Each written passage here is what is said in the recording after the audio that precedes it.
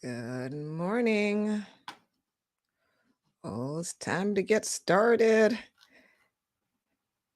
Good morning, legacy builders. All right, let's go in.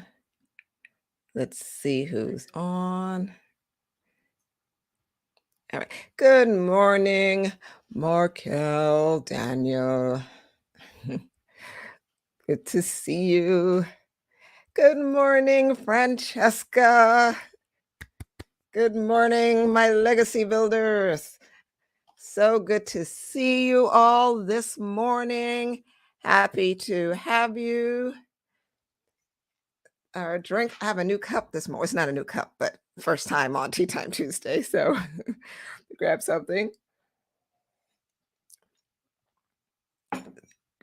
Share with me your beverage of choice, and we can get started. We are talking about becoming an anti-legacy detector.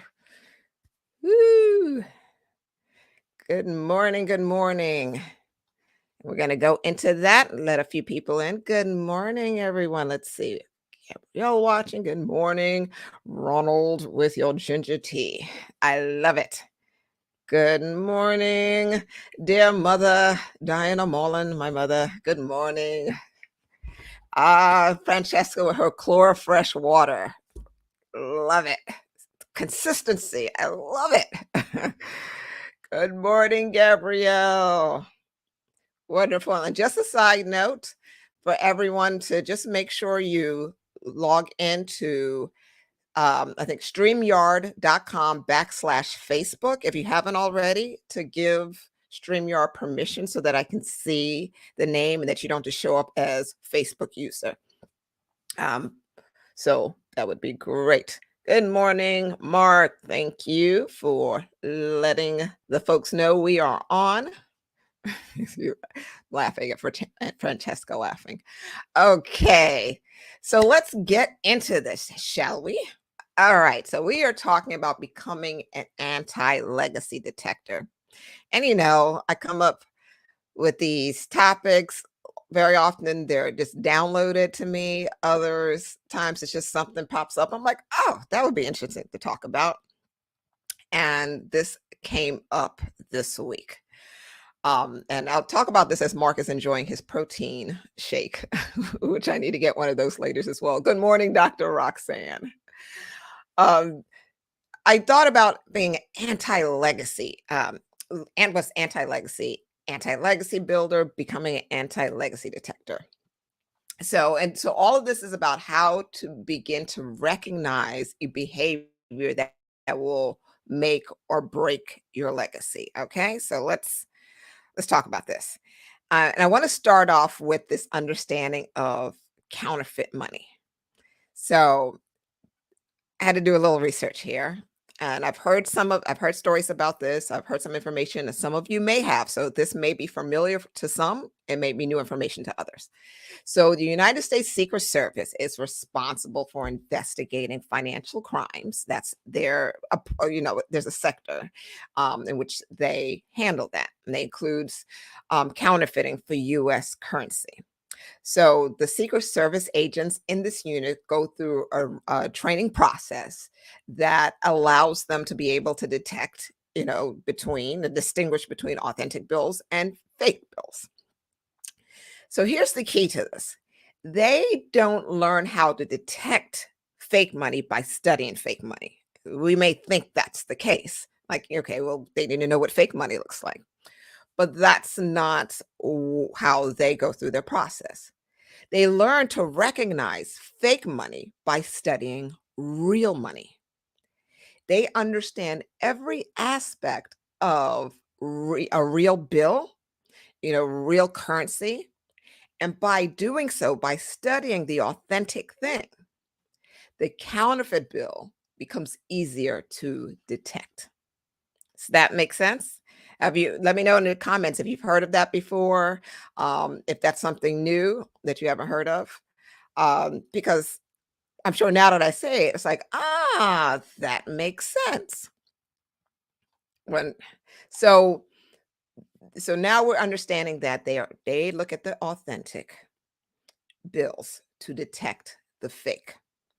And just as those who detect counterfeit currency learn to do so by studying authentic bills, the more we learn about the unique qualities, characteristics, behaviors of being a legacy builder, the easier it will be for us to detect any anti legacy behavior.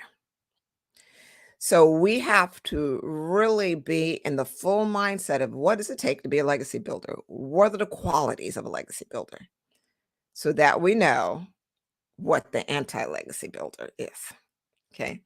And this really came about because I noticed that through the years, as I studied, as I teach, as I surrounded myself with just legacy building activities, the more I became an anti legacy detector. It just, and again, in coming up and thinking about talking to you guys about this today, I just was processing that information. I realized, oh, wait a minute. I really do operate. I'm starting to notice it within myself, like when my behavior is going counter to my desires. And we're going to get into that. So I began to recognize the behaviors that go against the intentional efforts to create an effective legacy. So again, it's the behavior that's going against the efforts to create an effective legacy. So what does that look like? And I'm just looking at the comments. It really does make sense. Yes, yes. Never heard that. Great. So I'm glad y'all, it makes sense. And you're learning about that because, again, that is the premise of this conversation. So it is important. This is an important conversation because these anti legacy behaviors can unknowingly exist in any of us, all of us, no matter how and no matter the amount of efforts that you're putting into being a legacy builder and moving forward, if you're not really paying attention to the anti-legacy behavior, it can hinder your efforts and causing your results to not match your expectations. So that's why we're talking about these unique qualities that I want you to really begin to identify yourself in and identify the behaviors itself so that any behavior counter to that, you can say, wait a minute, that's not aligning with what I say I want. All right.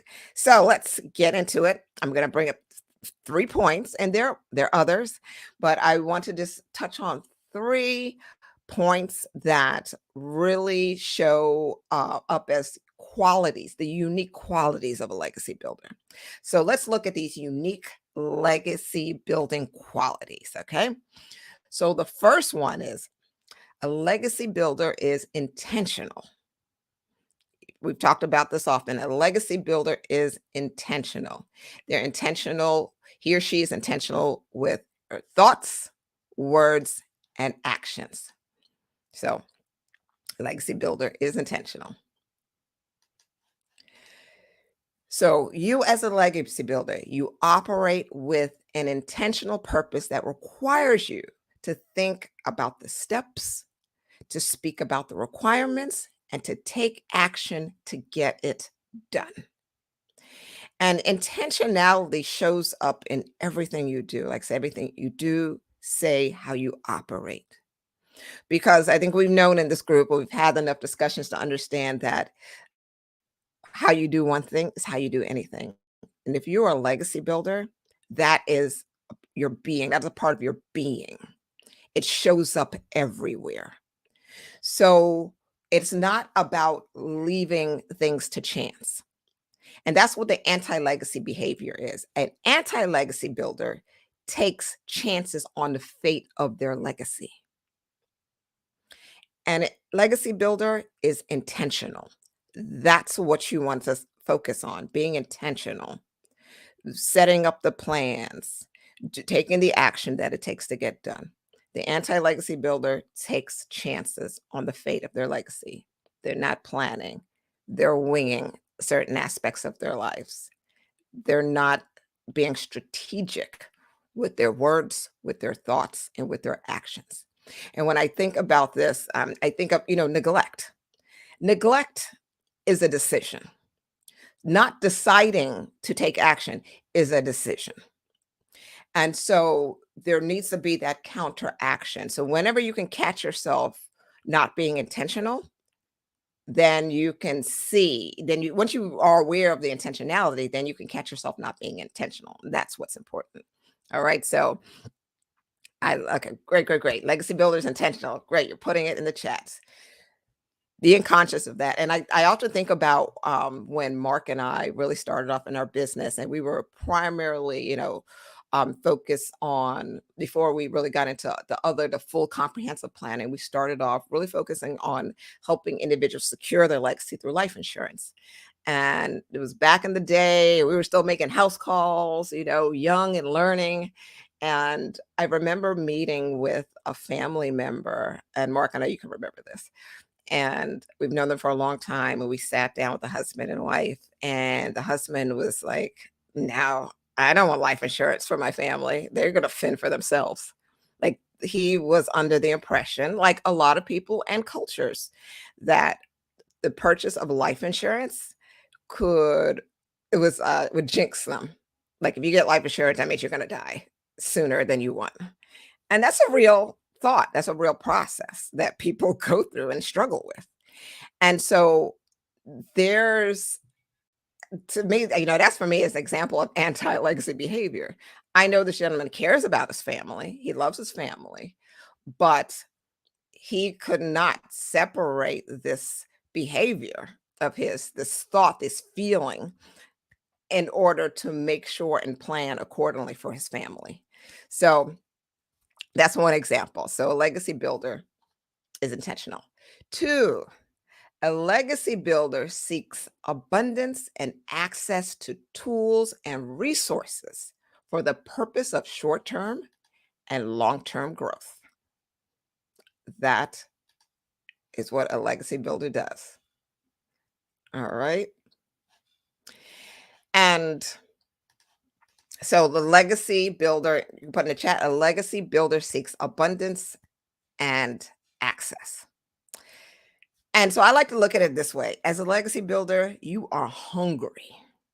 I mean, just you're, and I know you feel this, some of you. I could think of some right here on the chat. You're hungry. You're hungry for growth. And no matter what economic background that you came from, you won't limit yourself. You understand that you are capable of more, and you are capable of doing more and leaving more that was left for you. It doesn't matter where you are today, where you were yesterday. You are hungry to be purposeful with your life, to create an impact, and to leave an impact. That is, and there's and involved in all of that is the growth of seeking, being resourceful. So abundance and access. And so, okay, first of all, who are the Hamilton fans in here? Because this is where I go. This is where I think of when I talk about being purposeful for short and long-term growth. When I talk about it seeking abundance and access, I think about the play Hamilton. Yes, it's based off a real person, but but I'm talking about the play Hamilton based off of Alexander Hamilton. And I absolutely love Hamilton. There's so many reasons. To me, that is obviously a show all about legacy.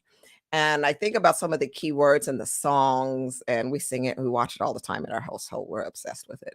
You talk about the room where it happens, being in the right places. Like you listening here in this room, you're in the room, you're here because you want to be in the room where it happens. You want to be in a room where you can learn, grow, and have access. That's what I'm talking about. It's constantly seeking. It's constantly looking for the coaching and teaching that can allow you and put you into the next level. An anti-legacy builder is often trapped in limited belief systems, and they have a fixed mindset. That's the counterfeit. That's the anti-legacy builder. They allow the world, social constructs, their past to hold them back, the way of thinking that they've grown accustomed to say, oh, this is what is done. This is how I've been doing it. This is how I'll continue to do it. And it's so limiting. It's so stifling. So once you really operate in a place of being a legacy builder and desiring access and growth and abundance, then whenever the behavior of limiting beliefs, anytime the fixed mindset will try to make its way there, especially if you've had it before and you learn to develop a growth mindset, then the fix may try to get back because it's comfortable. But when that happens, you'll be able to detect it because now you're living in that legacy builder mindset. So that legacy builder, abundance, growth, access. And the third point, a legacy builder prioritizes purpose of their legacy, and your actions align with the impact you intend to create. Right? So that legacy builder's priority, it prioritizes the purpose of the legacy. This is an important point because I've talked about, we talked about the definition of legacy, how other people experience your existence. And I say why it's so important to be clear on that definition because the word legacy is used in various ways. It is, we are talking, obviously, we're talking about financial legacy here as well. Um, but what's important about the financial legacy is how it's used and the purpose of why it's used. I've talked about this in when we talk about our health, having a purpose and attaching a value to that goal in order to make it worthy of pursuing. So let's come back to that. A legacy builder prioritizes the purpose of their legacy. What is the purpose of your legacy? This puts you in the driver's seat. You are the captain of your ship. And this is the part of being a legacy builder. God has given us free will. He gives us freedom within his framework. And I say it like this again, you're the captain of your ship. But God is the wind, the water, the air, all of that's going on. But he allows you're still in control. That's what free will is about. And I say that, I emphasize that because so often we want to blame other things in life for not getting things done. we put we get distracted. That's the anti-legacy builder. The anti-legacy builder gets comfortable with allowing life to just happen. The legacy builder is purposeful and they prioritize the legacy building and they prioritize the purpose of their legacy. So let me go back to asking you, if you're prioritizing the purpose of your legacy, what is the purpose? And one of the things that I want to be clear on to help you to do, and it's one of the things that we're going to be doing in the family legacy experience that we practice, is being able to clearly define your purpose. So I'm going to give you an example of my purpose. So it's something that you can think about of what is the purpose of your legacy. And again, remember, we're talking about being. So my purpose is to cultivate purpose-filled ecosystems that encourages personal and spiritual growth while providing intentional service that powerfully impacts my family, my clients, my community, my nation, and my planet. Each of the elements of my purpose statement, this is a purpose statement that I keep in front of me, allows me to prioritize my legacy, the purpose of my legacy. It drives our actions in the things we want to do. And it allows us to stay in the driver's seat and to be aware when life's distractions come, because they will all the time, consistently. So we have to be able to be just as purposeful as life happening around us. So a legacy builder prioritizes the purpose of their legacy. And again, the actions align with the impact that you intend to create. My purpose statement allows me to be very clear on the impact that I want to create. So, therefore, I'm able to prioritize my actions, make it really clear there. So, to recap, the 3 points of a legacy builder where you wanna put your focus on so that when anti-legacy behavior pops up, you can detect it, reframe it. Well, let me go with the 4 R's that we talked about. Recognize it, reflect on it, reframe it, and respond accordingly. So the 3 legacy building behaviors are legacy builders operate with intentionality. So I want you to type, I operate with intentionality. Type that in the chat. I operate with intentionality. All right. S- Seeing that. And as you type that first one, the second one is, I seek access to abundant growth. There we go. I seek access to abundant growth. Here we go. All right, I see it coming in. There we go. The third, I prioritize the purpose of my legacy. I prioritize the purpose of my legacy. Yes, here we go. Powerful. And I'm just going to go back and it takes chances of fate. Yes. Okay. And I'm seeing the comments. Start to learn how to do. Let's pop up something here. All right. I love that. Really starting to learn how we do one thing is how we do everything. I love that. Look, y'all are gonna get tired of me saying that, but you're just gonna have to get tired of me saying it because I'm gonna keep saying it until you see Fran is getting it. You start it takes time to really process this, to really start to understand it and to see the thread throughout your life. So we talk about yes, we prioritize the purpose of my legacy. I love that. We got that in there. All right, prioritize. All right, so you seek access and abundance. There we go. There we go. Michelle, I seek access to abundant growth. Yes. All right. Have someone say, I need the 5 R. Oh, okay. It's 4 R's. I see that. Velma. Yep. No problem. Okay, so the 4 R's are recognize,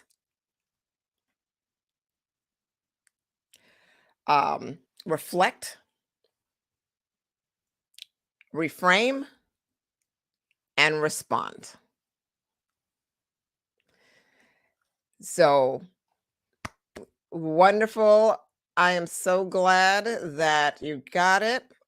And I know us legacy builders that will continue to focus on the behaviors that will keep us in alignment with the desired outcome and the desired impact that we are determined to create. Continue to stay plugged into this Facebook group, plugged into the resources that Mark and I will continue to provide you so that you will develop the behavior that will powerfully build your legacy. I will see you next time, next Tuesday. Until then, keep drinking. Bye bye.